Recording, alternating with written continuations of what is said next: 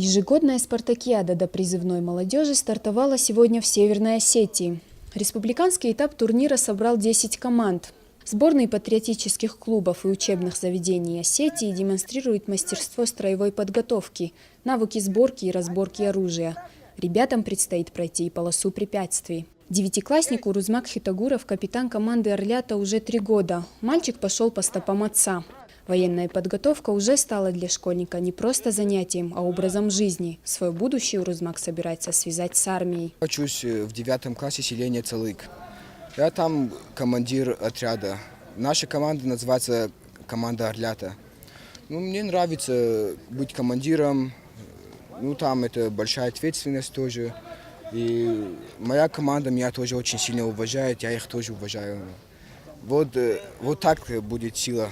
Если мы друг друга будем понимать, вот так будет настоящая сила, и будем побеждать.